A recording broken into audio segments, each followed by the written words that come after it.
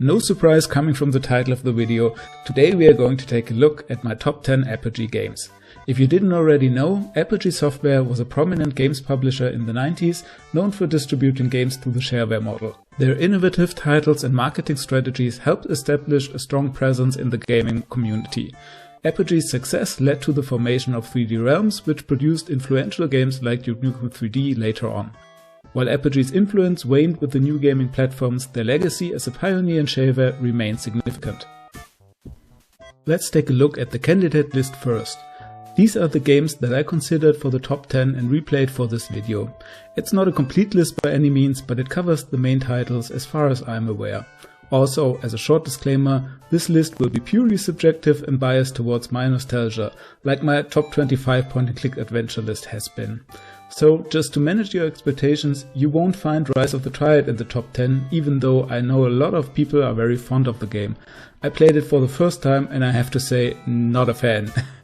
Yeah, I think I understand what people see in the game, but it's just not for me. With that said, let's start with position number 10.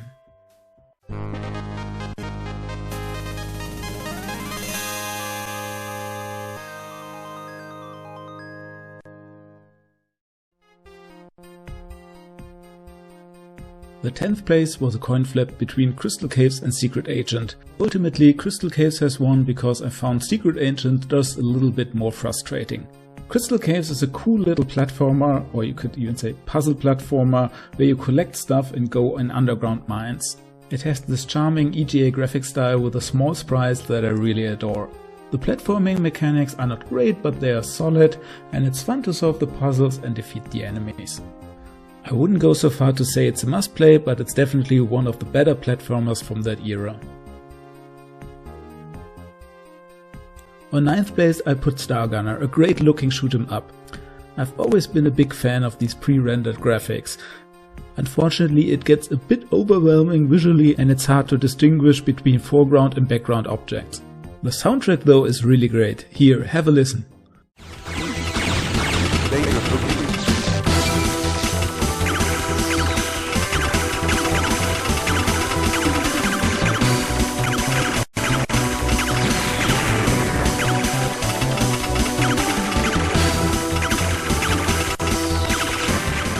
You also have an extensive upgrade system where you can spend money between games or you can just pick up power-ups during gameplay. The difficulty is quite high, but well, that's typical for shoot 'em ups I would say, so it's not too bad.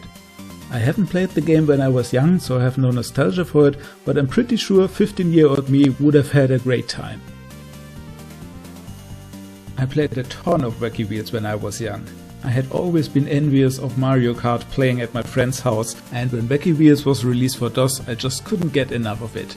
Yeah, it definitely doesn't hold a candle to Mario Kart, but at least it's solid in the basic gameplay mechanics, just not as refined. I think they did a great job with the character design. I think they are as good as they can get if you don't have a big franchise that you can take inspiration from, and overall the very bright and colorful graphics just make for a great experience. What's not a great experience though is the low frame rate. It really gives me a headache to play this game today and I wish there was an option to increase the frame rate, but well, it's still playable, but it just doesn't look that nice and smooth.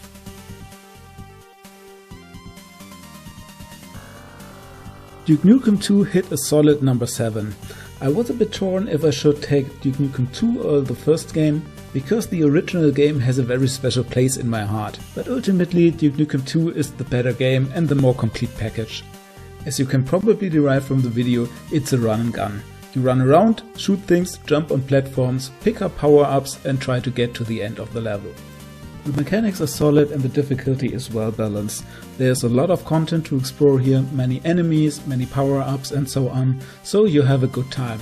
It's nothing really special, but it further established the cool character of Duke Nukem.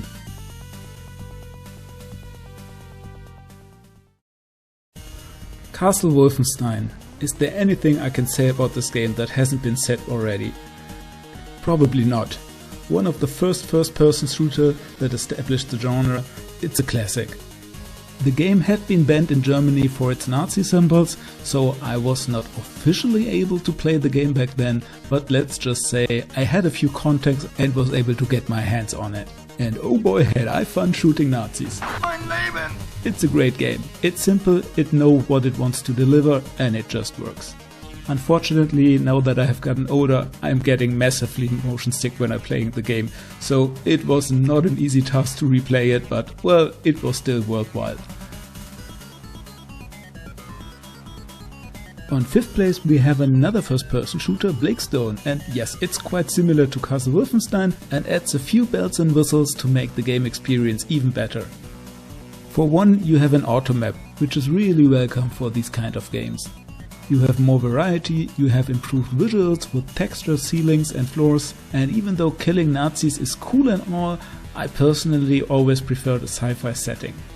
If I'm not mistaken, I even bought the full version of the game and played through most of it. I've probably missed a few of the many secret levels, but I had a great experience playing it back then and replaying it today. Nowadays, top-down racing games have pretty much died out, but in the 90s it was a big genre, and Death Rally is probably one of the best of the bunch.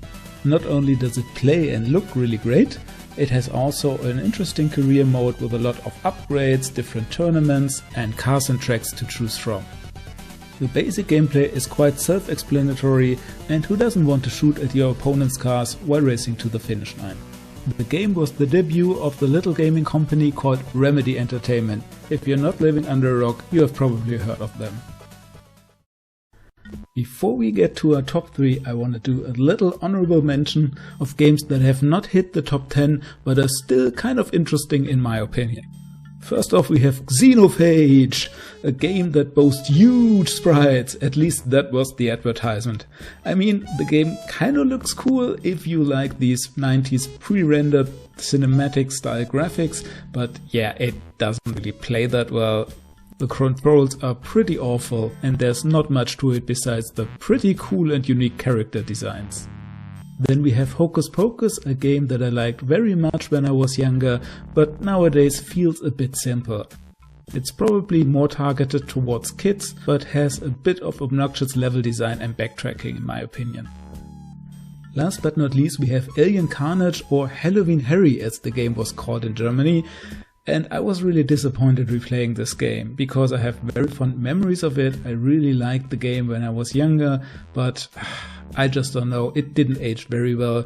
Graphics are a bit repetitive, I didn't really like the jetpack mechanics as much as I did, and it was just not as cool as I had imagined. Commander Keen Goodbye Galaxies is probably one of the best platformers ever made for DOS. The nicely animated characters and their iconic designs hold up very well today. It's just fun bouncing around, having a good time and trying not to die. It's by no means a very easy game, but it's fair overall, I would say. And I was maybe a very strange kid, but platformers weren't really my thing back then, but Commander Keen was one of those that I really liked to get back to. Even though, as far as I remember, I never really got far, and I think I played more Keen Dreams than Commander Keen Goodbye Galaxy. Those vegetables still haunt my dreams. The pogo mechanic still feels very great and unique today, and I think even with the shareware version of the game you got a really great package with hours of fun in it for free. Oh, and it also doesn't hurt that it sounds really nice for the time.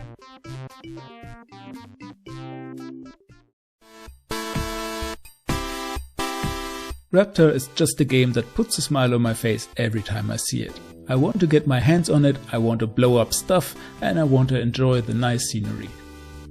You could argue that it's just your run-of-the-mill shoot 'em up, but it's really good at what it does. You have a great variety of enemies, satisfying weapons, and just look at that color palette and tell me that it's not beautiful.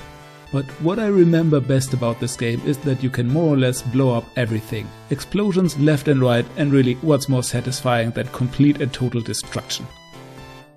The upgrade system is also interesting, as you keep upgrades that you have collected during a mission, but you can also purchase additional upgrades with money that you earn during the flight. I hope you're liking the video so far, and if you do so, why not check out the rest of the videos on my channel. There's a ton of retro gaming goodness. And while you're at it, subscribe to the channel and you won't miss any new videos that come out in the future.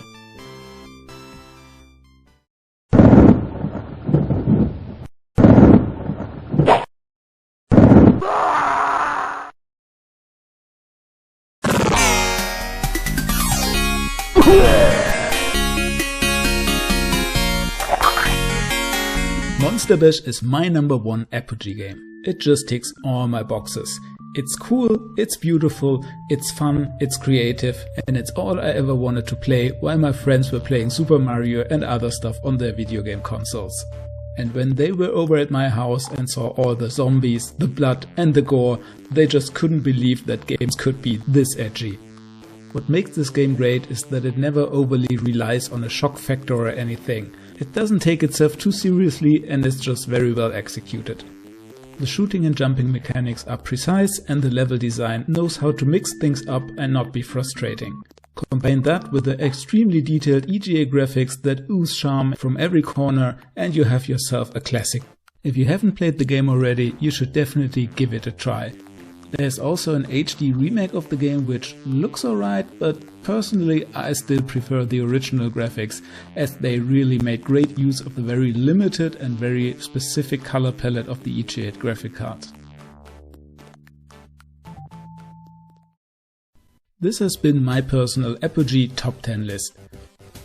I hope there has been something in there for everyone, and maybe you've become curious to check those games out for yourself. The shareware episodes are still mostly available for free on the internet if you want to give it a try. Would you have picked completely different games, or did I miss something on my list entirely? Tell me in the comments about it, and if you liked the video, just give it a like, you know how that works. Thanks for watching, and with that, see ya!